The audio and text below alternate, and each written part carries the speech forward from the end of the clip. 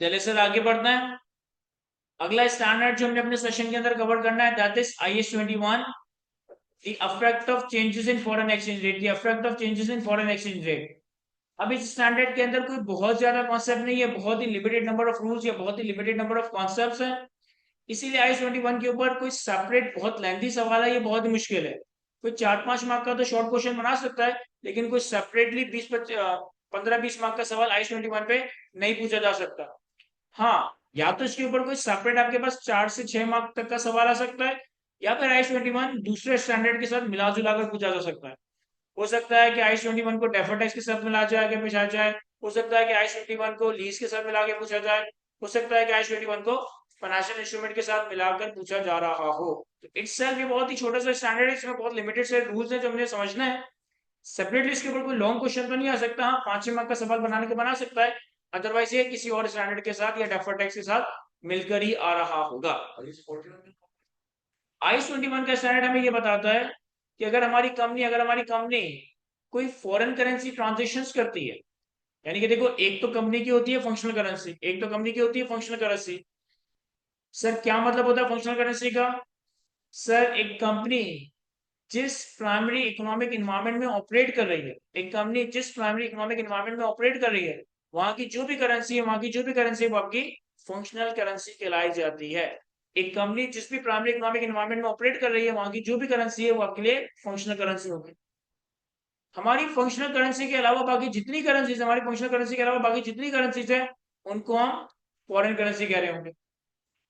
IS 21 में ये बताता है कि अगर हमारी company during the year different तरह की फॉरेन करेंसी ट्रांजेक्शन करती है, चाहे वो रेवेन्यू से पर्टेनिंग हो, चाहे वो एक्सपेंसेस से पर्टेनिंग हो, चाहे वो एसेट से पर्टेनिंग हो, चाहे वो लायबिलिटी से पर्टेनिंग हो, तो इन फॉरेन करेंसी ट्रांजेक्शंस को हमने कैसे रिकॉर्ड करना है। और अगर साल के आखिर में हमारे पास कोई फॉरेन करेंसी एसेट या लायबिलिटी रह जाता है, तो उस फॉरेन करेंसी एसेट या लायबिलिटी को हम साल के आखिर में किस तरह से रिमेजर कर रहे होंगे। यानी कि इन शॉर्ट IS 21 सिर्फ आपको ये बताता है कि फॉरेन करेंसी ट्रांजेक्शन्स को और foreign currency asset and liabilities को हमने किस तरह से अकाउंट फॉर करना है अपने फाइनेंशियल स्टेटमेंट्स। अब सबसे पहले अगर हम बात करें फॉरेन करेंसी ट्रांजेक्शन्स की, तो IS 21 सिंपल सी बात ये करता है कि अगर ड्यूरिंग द ईयर आप कोई भी फॉरेन करेंसी ट्रांजेक्शन करो, चाहे आप अपने किसी फॉरेन कस्टमर्स को गुड्स बेचो, चाहे फॉरेन कस्टमर से गुड्स खरीदो, चाहे फॉरेन कस्टमर से, फॉरेन वेंडर से, सप्लायर से कोई एक्सपेंसेस वगैरह इनकर करो, चाहे फॉरेन कस्टमर से कोई एसेट की डीलिंग करो, कोई लायबिलिटी की डीलिंग करो, कोई एसेट बाय करो, कोई loan low, during the year हमारी जितनी भी फॉरेन करेंसी ट्रांजेक्शन होगी, उसे हम स्पॉट रेट, उसे हम exchange rate on the date of transaction पे रिकॉर्ड करेंगे।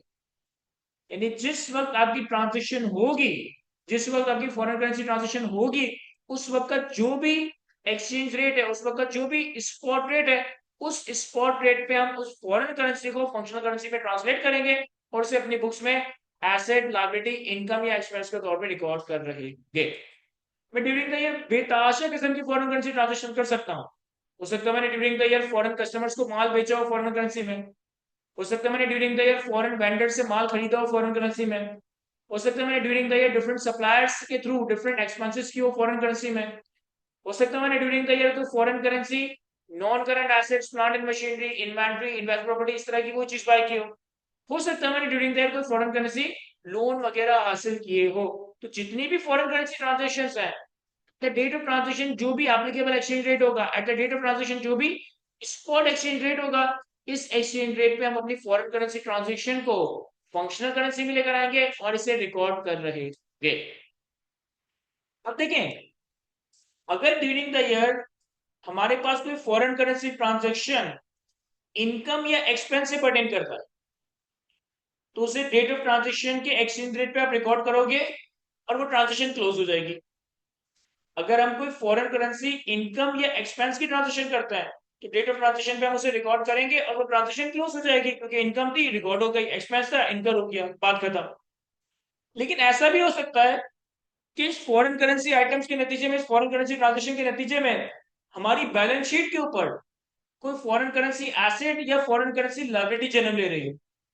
हमारी बैलेंस शीट के ऊपर कोई फॉरेन करेंसी एसेट या कोई फॉरेन करेंसी लायबिलिटी जन्म ले रही हो। तो अब यहाँ पे साल के आखिर में हमने क्या करना है, ये डिपेंड करता है कि वो जो फॉरेन करेंसी आइटम है, वो जो फॉरेन करेंसी एसेट या लायबिलिटी है, वो मॉनेटरी आइटम है या नॉन मॉनेटरी आइटम? अगर तो ड्यूरिंग द ईयर कोई फॉरेन करेंसी एक्सपेंस या इनकम की ट्रांजेक्शन है, उसे आपने रिकॉर्ड किया, वो ट्रांजेक्शन क्लोज हो गई, बात खत्म हो। लेकिन अगर ड्यूरिंग द ईयर आपने कोई फॉरेन करेंसी एसेट एक्वायर कर लिया या फॉरेन करेंसी लायबिलिटी एक्वायर कर ली, तो इसका मतलब है कि साल के आखिर में हमारे पास कोई ना कोई फॉरेन करेंसी एसेट लायबिलिटी रहता होगा। साल के आखिर में इसका क्या करना है, कैसे रिमेजर करना है, रिमेजरमेंट का गेन और लॉस कहाँ लेकर जाना है, ये सारी बातें इस चीज के ऊपर डिपेंडेंट है कि वो फॉरेन करेंसी एसेट या लायबिलिटी मॉनेटरी आइटम है या non monetary item. Sir monetary item non monetary item किसे कहते हैं? सर वो एसेट वो लायबिलिटीज जो कि आपका राइट है टुवर्ड्स सम फिक्स और डिटर्मिनेबल करेंसी यूनिट्स, जो आपकी ऑब्लिगेशन है फॉर सम फिक्स और डिटर्मिनेबल करेंसी यूनिट्स, ये मॉनेटरी आइटम है। अगर मेरा कोई ऐसा राइट है जो कि फिक्स या डिटर्मिनेबल करेंसी यूनिट्स को रिप्रेजेंट करता है, अगर मेरी कोई ऐसी ऑब्लिगेशन है जो कि फिक्स या डिटर्मिनेबल करेंसी यूनिट्स को पे करने की है, तो this is my monetary asset, this is my monetary liability. भाई अगर मेरा लोकल करेंसी, मेरी फंक्शनल करेंसी है ₹5, और मेरा किसी से $1,00,000 का रिसीवल है, तो ये $1,00,000 का receivable is the right to fix और डिटर्मिनेबल करेंसी यूनिट, ये मेरे लिए मॉनेटरी आइटम। अगर मेरी $2,00,000 की लाइबिलिटी है, लोन है, तो ये $2,00,000 की लाइबिलिटी लोन हमारा ऑब्लिगेशन टू फिक्स और डिटर्मिनेबल करेंसी यूनिट से, ये हमारी मॉनेटरी लाइबिलिटी। अगर मैंने किसी चाइना के बॉन्ड में इन्वेस्ट कर रखा है, लेट से मैंने चाइनीज बॉन्ड के अंदर 2 लाख येन वो इन्वेस्ट कर रखा है, तो जो मैंने चाइनीज बॉन्ड में 2 लाख येन इन्वेस्ट कर रखा है, ये मेरा राइट है towards the fix and determinable currency units, ये मेरे लिए मॉनेटरी एसेट होगा। लेकिन अगर आपके पास कोई ऐसा एसेट या लायबिलिटी है जो कि मॉनेटरी आइटम नहीं है, यानी कि फिक्स और डिटर्मिनेबल करेंसी यूनिट्स को रिप्रेजेंट नहीं करता, तो ये नॉन मॉनेटरी आइटम है। प्रॉपर्टी प्लांट एंड इक्विपमेंट हमारा इकोनॉमिक रिसोर्स, हमारा राइट टू इकोनॉमिक रिसोर्स है। इन्वेस्टमेंट प्रॉपर्टी हमारा इकोनॉमिक रिसोर्स, हमारा राइट टू इकोनॉमिक रिसोर्स है। इन्वेंट्री हमारा economic resource, right to economic resource है। इक्विटी इन्वेस्टमेंट्स हमारी एसेट्स हैं। Unearned revenue, advance receive from customers, accrued expenses, ये हमारे ऐसे राइट्स और ऑब्लिगेशन है जो कि फिक्स और डिटर्मिनेबल करेंसी यूनिट्स को रिप्रेजेंट नहीं करते। अगर आपके पास प्रॉपर्टी प्लांट एंड इक्विपमेंट है और उसकी वैल्यू आ रही है 2 लाख, तो ये 2 लाख की प्रॉपर्टी प्लांट एंड इक्विपमेंट का मतलब ये नहीं है कि आपको 2 लाख कैश मिलेगा, आपको उसके इकोनॉमिक बेनिफिट मिलेगा। अगर आपके पास इन्वेस्टमेंट प्रॉपर्टी है 5 लाख, तो ये 5 लाख रुपए की वैल्यू तो है, लेकिन इसका मतलब नहीं है कि 5 लाख आपको कैश मिलेगा, ये 5 लाख के वैल्यू के इकोनॉमिक बेनिफिट मिलेगा। इसी तरह अगर आपके पास इन्वेंट्री है, इसी तरह अगर आपके पास इक्विटी इन्वेस्टमेंट है, इसी तरह अगर आपके पास कोई एडवांस फ्रॉम कस्टमर है, तो सर ये सारी चीजें फिक्स और डिटर्मिनेबल करेंसी यूनिट को रिप्रेजेंट नहीं करती, ये चीजें नॉन मॉनेटरी आइटम कहलाई जाएगी। तो पहले तो आपने ये करना है कि फॉरेन करेंसी एसेट और लायबिलिटीज को बाइफरकेट करना है कि क्या वो मॉनेटरी आइटम है या नॉन मॉनेटरी आइटम। यहाँ पे हमारे पास कुछ एग्जांपल्स आ रही हैं कि कौन कौन से एसेट मॉनेटरी और नॉन मॉनेटरी होते हैं, कौन कौन से लायबिलिटी मॉनेटरी और नॉन मॉनेटरी होती है। वंस आपने डिटरमाइन कर लिया मॉनेटरी और नॉन मॉनेटरी, इसके बाद हमें क्या करना है?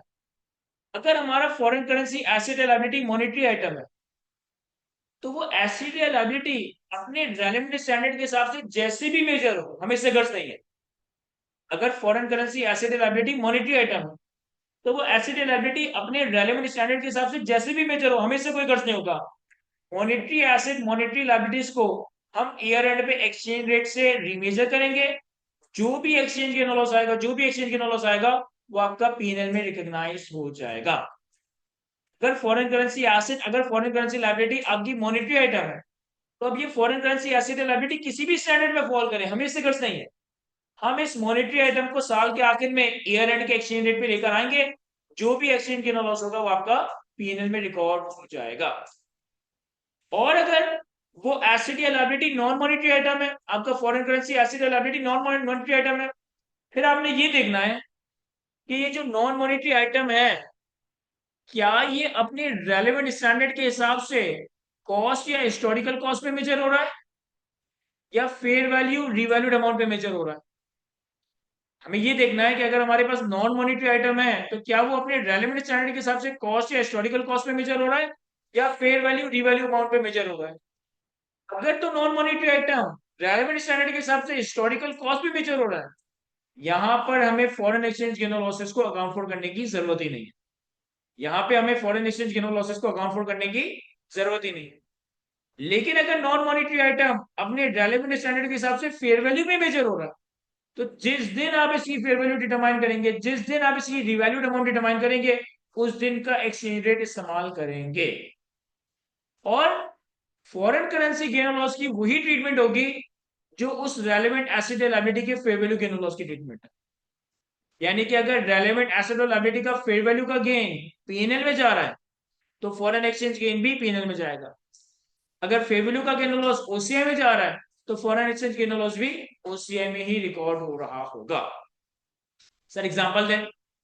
भाई फॉर एग्जांपल, मेरे पास डेट इन्वेस्टमेंट्स हैं, मेरे पास रिसीवेबल्स हैं, मेरे पास पेबल्स हैं। रिसीवेबल, पेबल, डेट, इन्वेस्टमेंट, ये सब मेरी मॉनिटरी आइटम्स हैं। अब ये रेलेवेंट स्टैंडर्ड के हिसाब से जैसे भी मेजर हो, अमोटाइज कॉस्ट में, फेयर वैल्यू थ्रू पीएनएल में, फेयर वैल्यू थ्रू ओसीआई में, या किसी और मॉडल में, मैं इसे लाजमी ईयर एंड पे एक्सचेंज गेन और लॉस के लिए रीमेजर करूंगा, और एक्सचेंज गेन और लॉस हमारा पीएनएल में जाएगा।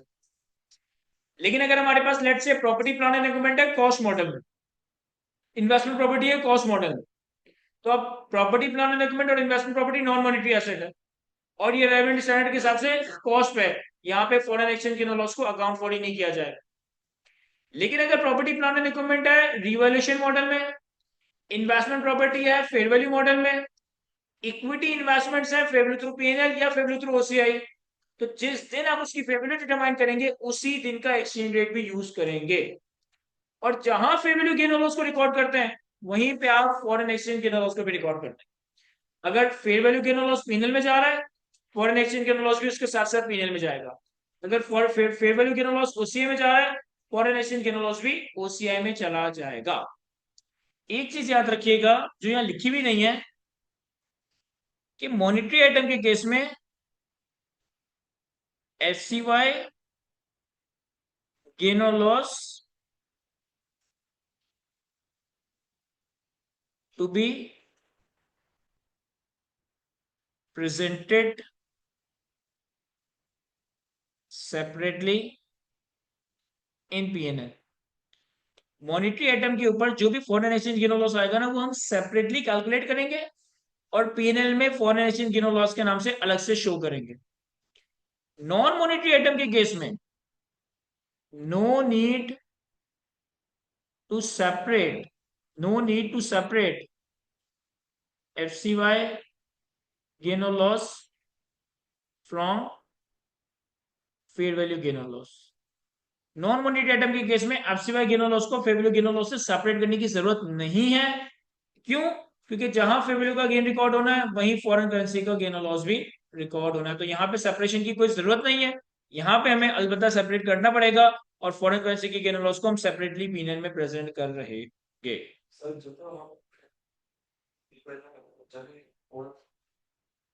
अगर तो मॉनिटरी है तो अलग करने की जरूरत है, लेकिन अगर नॉन मॉनिटरी है तो फिर अलग करने की जरूरत नहीं।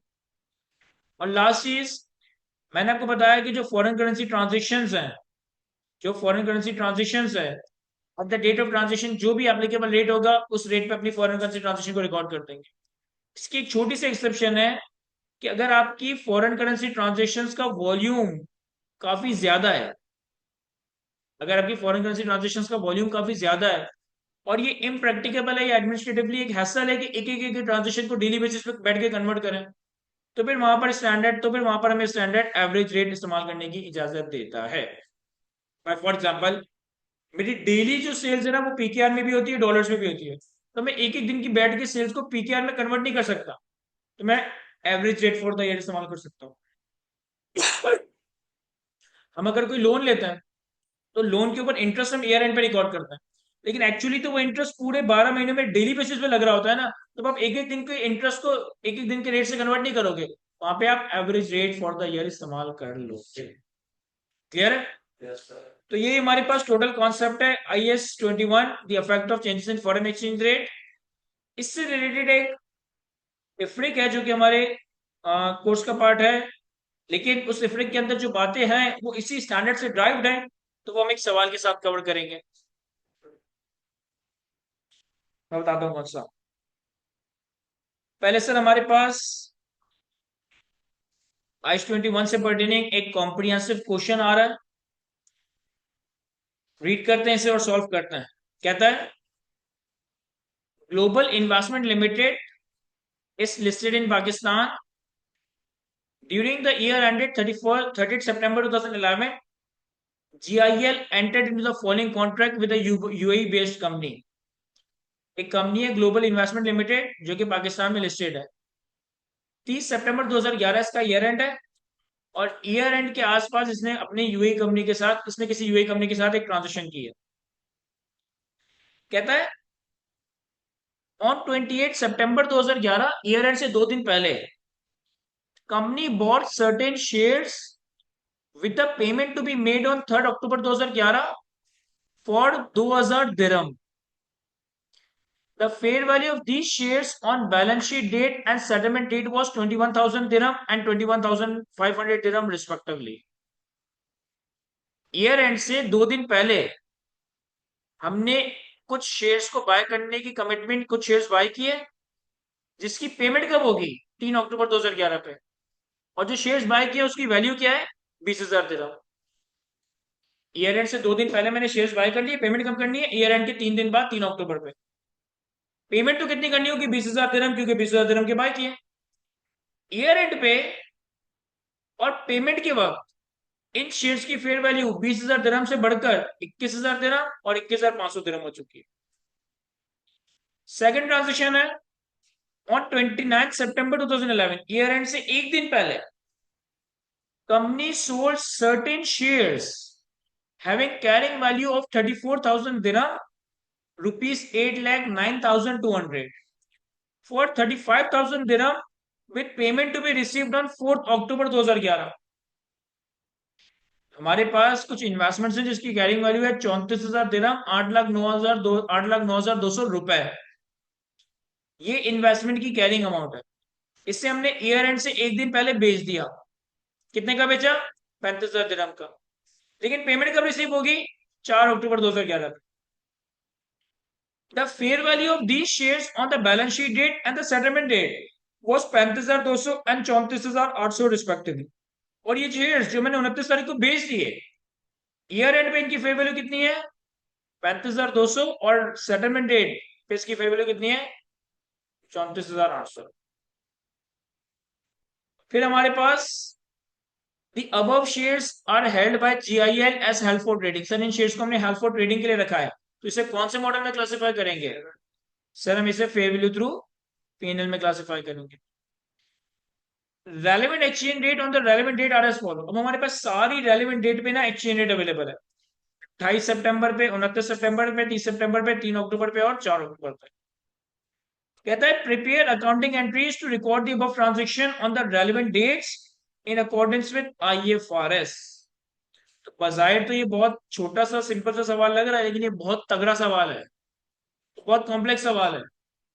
हम शेयर्स बाय कर रहे हैं 29 तारीख को, 28 तारीख को 1 दिन बाद ईयर एंड आ गया, 3 दिन बाद इसकी पेमेंट करनी है। हम शेयर सेल करें 29 तारीख को, 1 दिन बाद ईयर एंड आ गया, 4 दिन बाद इसकी पेमेंट रिसीव हो रही होगी। तो यहाँ पे बहुत सारी चीजें एक साथ चल रही होंगी। एक दफा सवाल को खुद से दोबारा से रीड करो, फिर मैं सॉल्व करवाता हूँ उससे। याद देखिए सर, सॉल्व करते हैं सवाल को। हमारे पास ग्लोबल इन्वेस्टमेंट लिमिटेड के नाम से कंपनी है।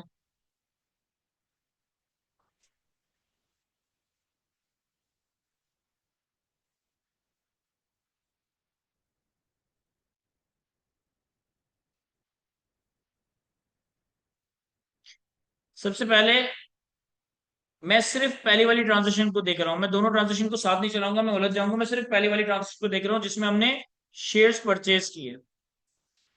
कहता है 28 सितंबर 2011 पे आपने शेयर्स परचेज किए जिसकी पेमेंट 3 तारीख को करनी है, लेकिन शेयर्स कितने के परचेज किए 20,000 दिरहम के। तो आपने 28 सितंबर 2011 पे एक एंट्री बनाई होगी equity investments fair value through PNL debit और पेबल क्रेडिट।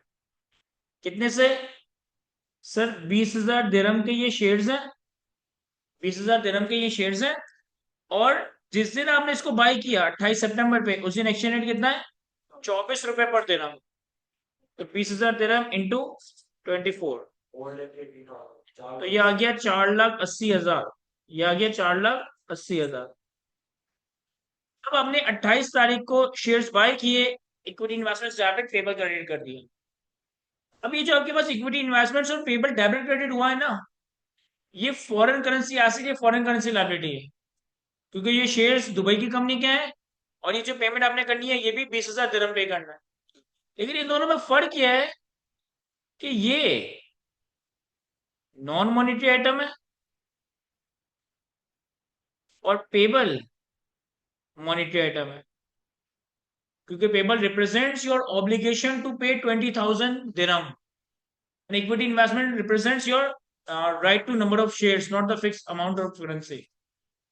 इसके बाद क्या हुआ सर? इसके बाद आया 30 सितंबर 2011। 30 सितंबर 2011 पे जो हमारी इक्विटी इन्वेस्टमेंट है ना, इसकी फेयर वैल्यू कितनी है सर? 30 सितंबर 2011 पे the fair value on the balance sheet date is 21,000 dirham. इसकी फेयर वैल्यू 20,000 दिरहम से बढ़कर 21,000 दिरहम हो गई। और 30 सितंबर पे एक्सचेंज रेट कितना है? 23.5। यानी कि इसकी फेयर वैल्यू है 21,500 दिरहम इंटू 23.5। कितना? सॉरी, 21,000 दिरहम इंटू 23.5, 493,500। और हमारी बुक्स में कैरिंग अमाउंट कितनी आ रही है? 4,80,000। तो हमारे पास यहाँ पर फेयर वैल्यू और फॉरेन करेंसी का गेन और लॉस आया। तो equity investment fair value through PNL debit, fair value gain PNL में क्रेडिट 13,500, 13,500। और ये कैलकुलेट कैसे हुआ है सर? कैरिंग वैल्यू थी 4,80,000, फेयर वैल्यू थी 493,500, तो हमारे पास गेन आ गया 13,500। अच्छा, अगर आप गौर करें ना, तो शेयर्स की फेयर वैल्यू 20,000 दिरहम से बढ़कर 21,000 दिरहम हो गई, यानी कि फेयर वैल्यू में हमारा गेन है।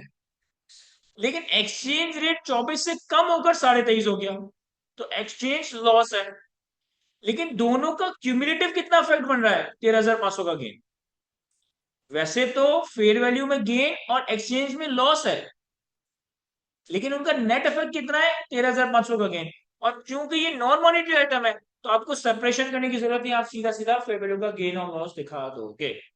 सही है। अच्छा, दूसरी तरफ आपके पास एक पेबल आ रहा है, जो 20,000 दिरहम का पेबल है, 24 की वैल्यू पे रिकॉर्डेड है, 24 के एक्सचेंज रेट पे रिकॉर्डेड है। पाक रुपी में आपने 4,80,000 रिकॉर्ड किया हुआ है, लेकिन ईयर एंड पे एक्सचेंज रेट 24 से कम होकर 23.5 हो गया। तो आपकी पेबल पे आपको फायदा हुआ होगा, नुकसान हुआ होगा? सर फायदा हुआ होगा, क्योंकि हमें जो पे करना था उसका एक्सचेंज रेट कम हो रहा है। तो हमारा पेबल डेबिट और फेयर वैल्यू गेन क्रेडिट कितने से? सर 20,000 दिरहम पे करने थे, ईयर एंड पे एक्सचेंज रेट हो गया 23.5। हमारे पास ये रिकॉर्डेड कितने पे है? 4,80,000 पे। तो 4,80,000 से मल्टीप्लाई करते हैं, या ऐसे भी कर सकता हूं कि 23.5 और 24 का डिफरेंस ले लूं। कितना? 10,000। सर 10,000 का हमें अपने पेबल पे गेन आ गया है। क्या ये समझ आ रहा है हमें? अब हमारा जो पेबल था ना, इनिशियली हमने 4,80,000 का रिकॉर्ड किया, फिर 10,000 से डेबिट किया, तो हमारा पेबल कितना हो गया? 4,70,000। अब इसके बाद इसकी सेटलमेंट कब होगी? सर इसकी पेमेंट करनी है हमें 3 अक्टूबर को, तो 3 अक्टूबर आ गया। 3 अक्टूबर 2011। 3 अक्टूबर पे जब आप पे करोगे, तो आपके पास से कैश जाएगा। कितना? सर पे करना है हमें 20,000 दिरहम, लेकिन 3 अक्टूबर जब मैं पे करूंगा तब एक्सचेंज रेट कितना है सर? तब एक्सचेंज रेट हो गया है 25। तो आपके पास से कैश कितना जाएगा? 20,000 इंटू 25, 5 लाख। लेकिन आपके पास पेबल रिकॉर्डेड कितना था सर? पेबल रिकॉर्डेड था 4.5 लाख माइनस 10,000, 470। सॉरी,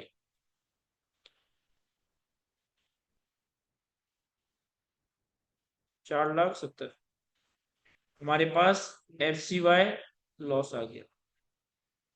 देखो यहाँ पे ना आपकी मर्जी है कि आप डायरेक्ट सेटलमेंट की एंट्री बना के F C Y loss record कर लो, डायरेक्ट सेटलमेंट की एंट्री बना के F C Y loss record कर लो, या पहले पेबल को रीमेजर करो।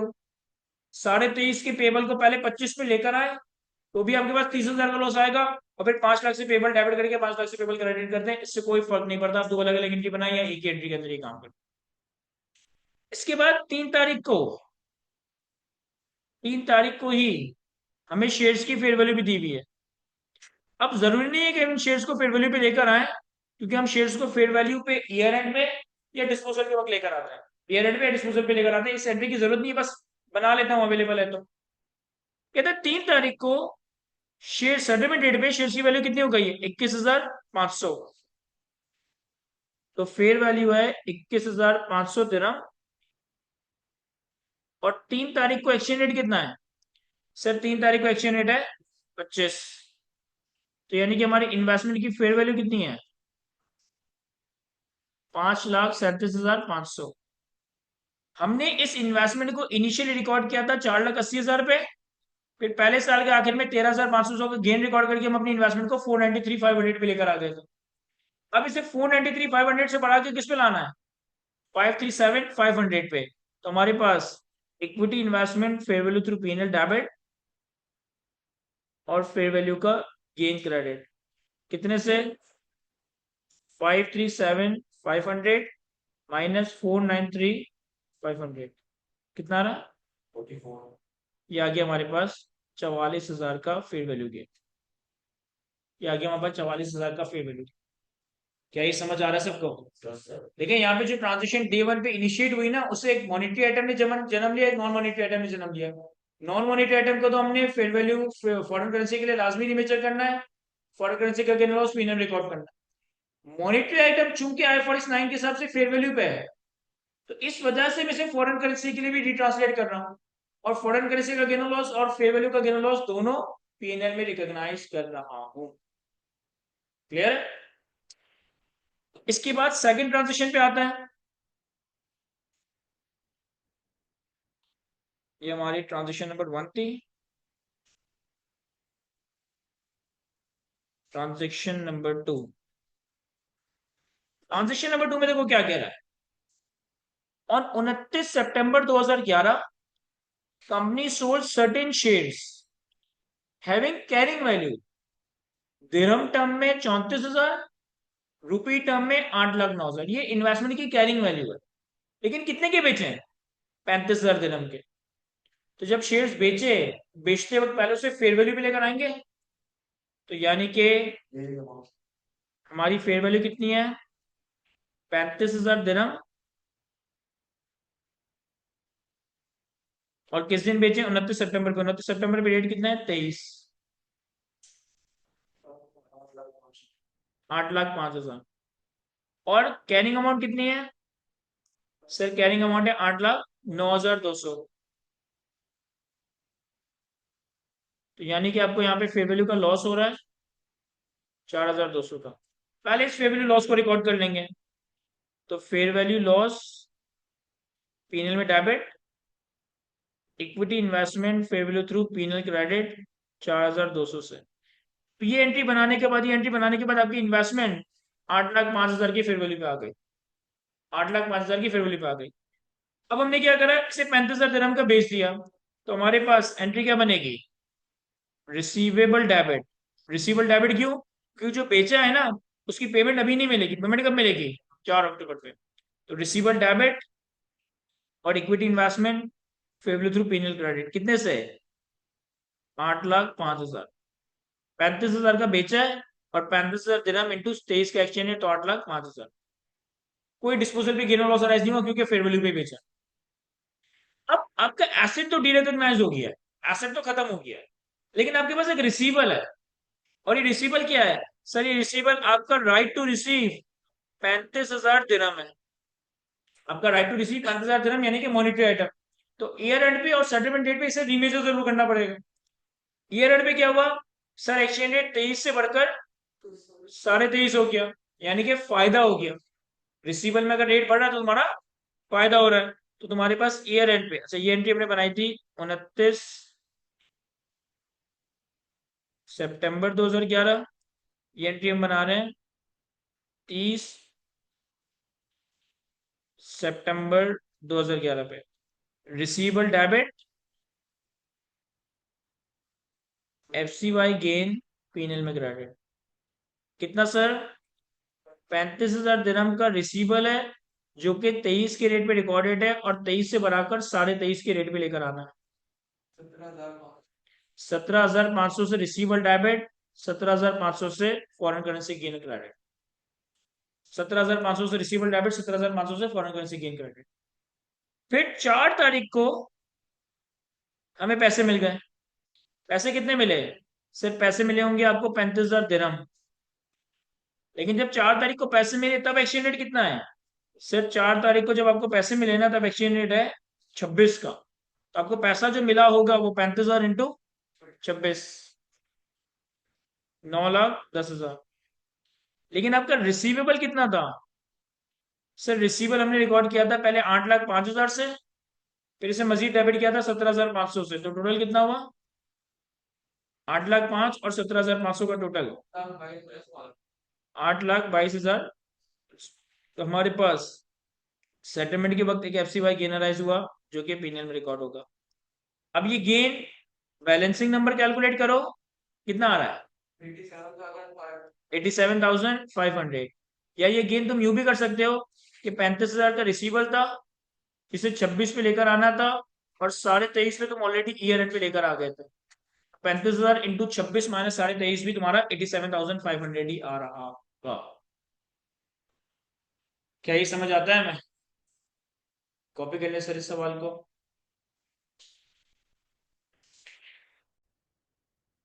चलिए जी आगे बढ़ते हैं।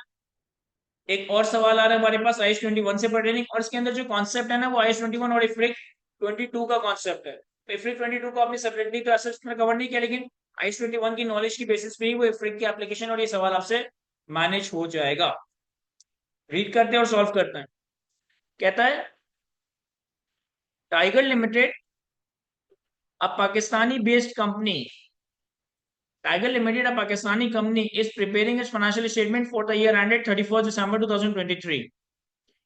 The following foreign currency transactions were carried out during the year. Tiger limited के नाम से एक पाकिस्तानी कंपनी है, 31 दिसंबर 2023 पर अपने फाइनेंशियल्स बना रही है, और आपके पास ये ट्रांजेक्शन अवेलेबल है। On 1 March 2023, company purchase an office building in Canada for 3.2 million. 1 मार्च 2023 में हमने एक बिल्डिंग परचेज की 3.2 मिलियन कैनेडियन डॉलर की। 15% एडवांस पेमेंट होगी 1 मार्च 2023 पे, 65% पेमेंट होगी 1 मई 2023 पे on the transfer of title and position, और रिमेनिंग जो अमाउंट है वो 1 जून पे होगा। अच्छा 1 मार्च में सिर्फ एग्रीमेंट हो रहा है, 1 मार्च में सिर्फ एग्रीमेंट हो रहा है। एग्रीमेंट के वक्त आप 15% एडवांस पे कर रहे हो, बाकी का 65% आप 1 मई पे पे करोगे, और 1 मई पे आपके पास इस प्रॉपर्टी का टाइटल और पोजीशन आ जाएगा।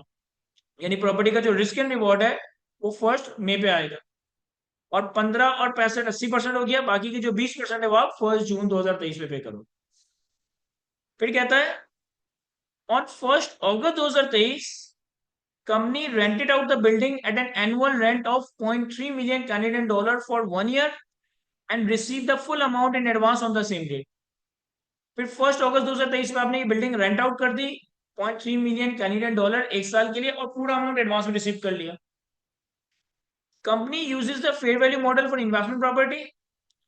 On 31 December 2023, an independent valuer determined the fair value was 3.1 million Canadian dollar.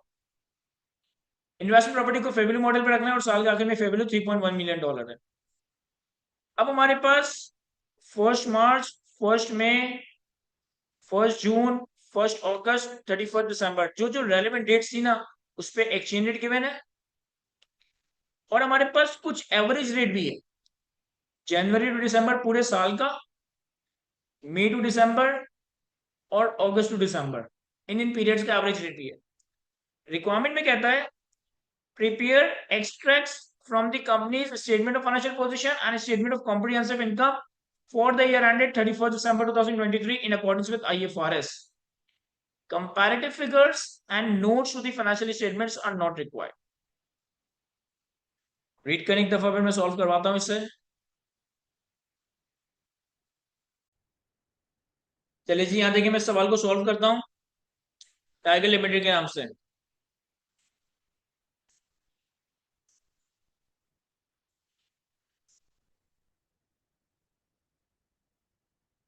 देखिए इस सवाल में हमसे बैलेंस शीट और पीएनएल के एक्सट्रैक्ट्स मांगे।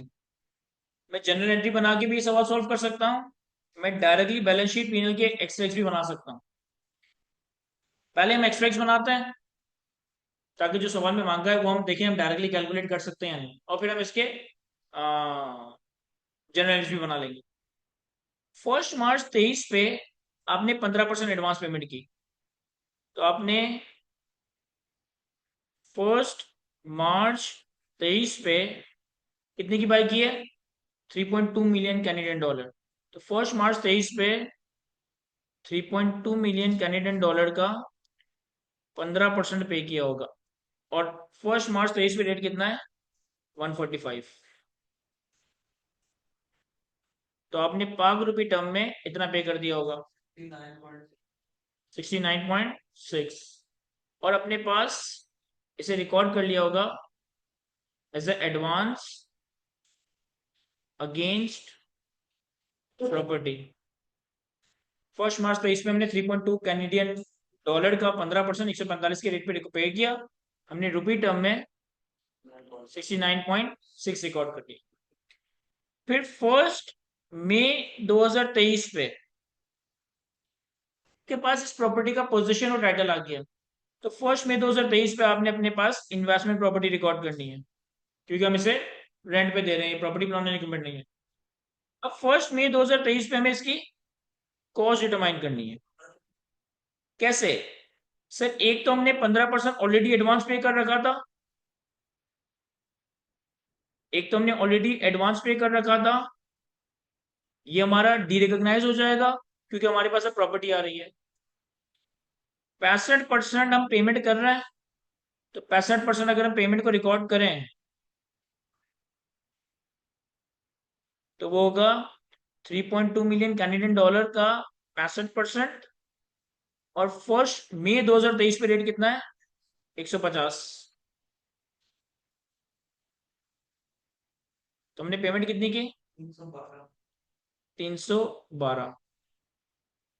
और हमने इस दिन एक लायबिलिटी या एक उधारी भी पाली है कि 20% हम बाद में पे करेंगे, 20% हम 1 जून पे करेंगे। तो 3.2 मिलियन कैनेडियन डॉलर का 20%, और ये जो उधारी हमारे साथ आई है ये भी किस रेट पे आएगी, सिर्फ 150 के रेट पे, 96। अगर आप में से कोई सोच रहा है कि हमने जो 15% ऑलरेडी पे कर दिए थे इसको नए रेट पे लेकर नहीं आएंगे, नहीं सर, आपने जो 15% ऑलरेडी पे कर दिए थे ये एक नॉन मॉनेटरी एसेट है, एडवांस अगेंस्ट प्रॉपर्टी, और ये ऐसा नॉन मॉनेटरी एसेट है जो कि हिस्टोरिकल कॉस्ट पे मेजर होगा, इसकी कोई रीमेजरमेंट नहीं है। तो चूंकि ये नॉन मॉनेटरी एसेट है और हिस्टोरिकल कॉस्ट पे चल रहा है, तो ये रीमेजर नहीं होगा, ये एज इट इज खत्म हो जाएगा।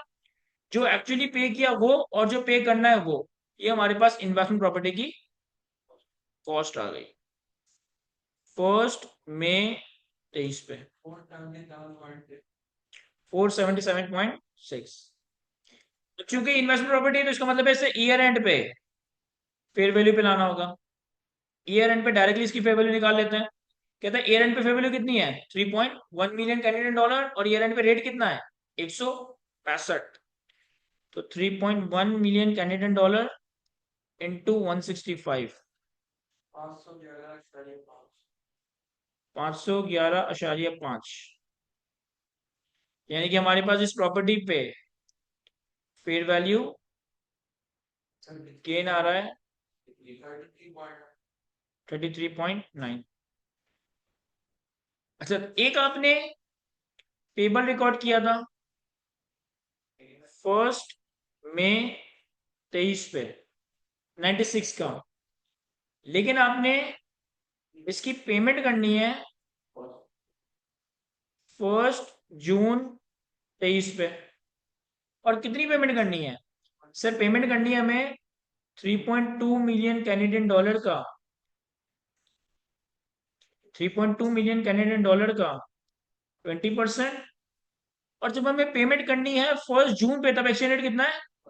153। तो 97.92 की हमें पेमेंट करनी है। और ये पेपर रिकॉर्डेड कितने पे था? 96 पे। तो अगर 96 पे पेपर रिकॉर्डेड था और 97.92 पे करना पड़ा, तो हमारे पास एफ सी वाई लॉस आया 1.92 का। सही है। फिर एक आपके पास,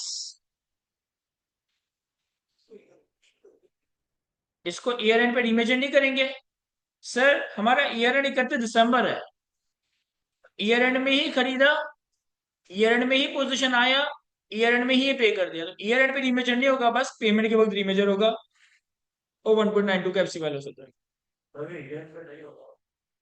फिर ईयर एंड पे से रिमेजर करता, अगर ईयर एंड पे पे ना हुआ होता तो ईयर एंड पे से रिमेजर करता, पे नहीं करता लेकिन ईयर एंड पे रिमेजर जरूर करता। हाँ, फिर भी हम करते हैं। अगर हमारा हाफ ईयर एंड भी आ रहा होता बीच में, half year and quarterly year and भी आ रहा होता, तो भी हमें से रिमेजर करता। अच्छा, फिर इन्होंने एक और बात कही थी कि 1 अगस्त 2023 पे आपने 0.3 मिलियन कैनेडियन डॉलर 1 साल का एडवांस रिसीव कर लिया। तो यानी कि 1 अगस्त 2023 पे आपको 1 साल का रेंट मिला है 0.3 मिलियन कैनेडियन डॉलर। और जब ये मिला होगा तो आपने एंट्री बनाई होगी cash debit unearned rent credit. Unearned rent credit कितने से?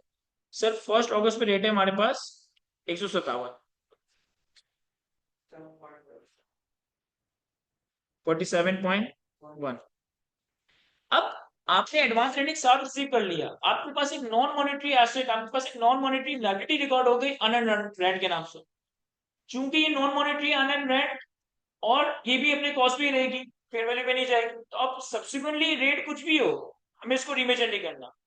हम सिंपली क्या करेंगे, हम अगस्त से लेकर दिसंबर तक के इसी में से रेंटल इनकम रिकॉर्ड करेंगे। कितनी? 47.1। अगस्त, सितंबर, अक्टूबर, नवंबर, दिसंबर, 5 महीने की रेंटल इनकम हमने अर्न कर ली, तो मल्टीप्लाई बाय 5/12, 19.62। हमारे पास 31 दिसंबर 2023 पे अनअर्न्ड रेंट रह जाएगा 27.48। क्या ये सारी कैलकुलेशन समझ आ रही है हमें? ये जो एडवांस अगेंस्ट प्रॉपर्टी रिकॉर्ड किया था, ये एक नॉन मॉनिटरी एसेट था। ये जो एडवांस रेंट रिकॉर्ड कर रहा हूं, ये भी एक नॉन मॉनिटरी लायबिलिटी है। जो पेबल रिकॉर्ड किया था, वो एक मॉनिटरी लायबिलिटी थी। और जो इन्वेस्टमेंट प्रॉपर्टी रिकॉर्ड कर रहा हूं, ये भी एक नॉन मॉनिटरी एसेट, लेकिन ऐसा नॉन मॉनिटरी एसेट है जो कि फेयर वैल्यू पे मेजर, इसलिए इसको रिमेजर भी किया। अब सारे नंबर्स हमने कैलकुलेट कर लिए, बस बैलेंस शीट पीएनएल में प्लॉट करना है।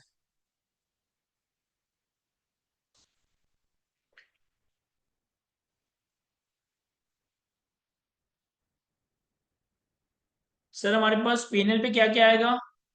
सर एक तो हमारी पेमेंट के ऊपर हमें 1.92 का एफसीवाई लॉस हो रहा था, तो पीएनएल में हमारे पास एफसीवाई लॉस आएगा 1.92। दूसरा, हमारे पास फेयर वैल्यू गेन था 33.9।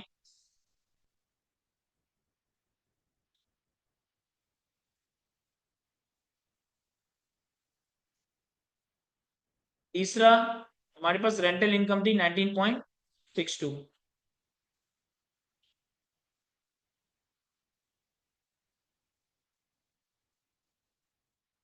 ये तीन चीजें आपके पास पीएनएल में आ जाएगी। बस टोटल की जरूरत नहीं है क्योंकि P&L में तो और भी बहुत चीजें आ रही है।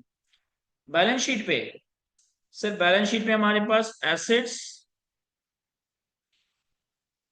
एसेट्स में नॉन करंट एसेट्स, और बैलेंस शीट पे हमारे पास लाइबिलिटीज, लाइबिलिटीज में करंट लाइबिलिटीज।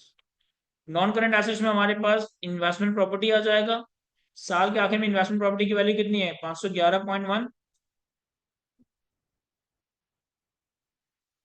और लाइबिलिटीज में हमारे पास करंट लाइबिलिटीज में अनअर्न्ड रेंट आ जाएगा। साल के आखिर में इसका बैलेंस रहता है 27.48। ये दो चीजें हमारे पास बैलेंस शीट पे आ रही होगी। सही है, कॉपी करो या मैं इसकी जनरल भी बना लेता हूँ पहले। अगर हम इसी को जनरलाइज करें, अगर हम इसी को जनरलाइज करें तो हमारी जनरल एंट्री क्या होगी? देखिए, सबसे पहले आपने 1 मार्च पे एडवांस पे किया, तो 1 मार्च 23 पे advance against property debit cash credit, कितना एडवांस पे किया था? 69.6। फिर आपके पास 1 मई 23 पे प्रॉपर्टी आ रही है, इन्वेस्टमेंट प्रॉपर्टी डेबिट होगी जिसकी हमने कॉस्ट डिटरमाइन की हुई है 5 नहीं 477.6। आपका एडवांस खत्म हो जाएगा। आपने 65% पे किया, 65% जो पे किया वो कितना था? 312। और आपने 25% की लाइबिलिटी अपने सर ली पेबल, जिसका अमाउंट था 96। तो इन तीनों का टोटल हमारा 477.60 बन रहा होगा। फिर आपने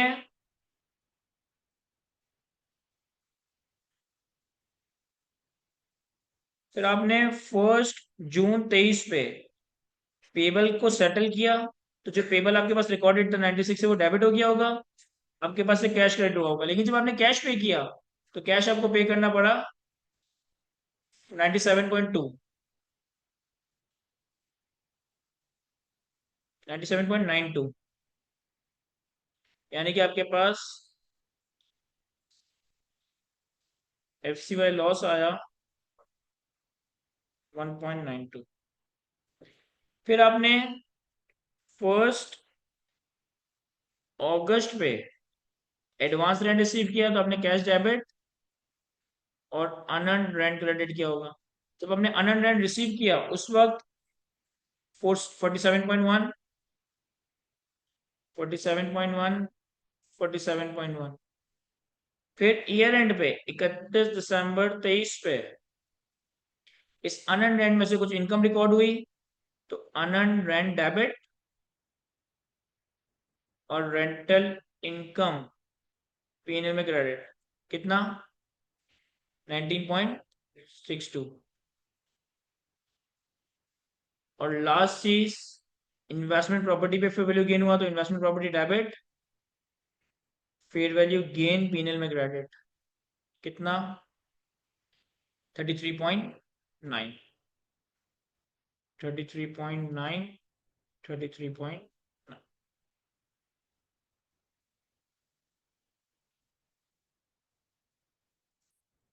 नहीं अम्मा, रेंटल इनकम मॉनिटरी नहीं है। अनअर्न्ड रेंट जो हमने रिसीव किया ये मॉनिटरी नहीं है, क्योंकि अनअर्न्ड रेंट के अगेंस्ट आपकी ऑब्लिगेशन टू पे और फिक्स और डिटरमिनेबल करेंसी यूनिट्स नहीं है, बल्कि आपकी ऑब्लिगेशन है प्रॉपर्टी देने की, प्रॉपर्टी को इस्तेमाल करने के लिए देने की। तो अनअर्न्ड रेंट की जो हमने लायबिलिटी रिकॉर्ड की है, this does not represent our obligation to fix or determinate currency units. This represents our obligation to allow someone to use our property. तो ये नॉन मॉनिटरी है। सर इसमें एवरेज रेट भी दिया हुआ था पूरे साल का, मई से दिसंबर का और अगस्त से दिसंबर का। ये सिर्फ कंफ्यूज करने के लिए दिया हुआ था, इस सवाल में इस एवरेज रेट का कोई काम ही नहीं था। अगर कोई इंटरेस्ट होता तो एवरेज रेट आता, तो ये हमारे सिर्फ कंफ्यूज करने के लिए दिए हुए थे। हमारे सारी ट्रांजेक्शन रेलेवेंट डेट की डेट पे रिकॉर्ड होगी।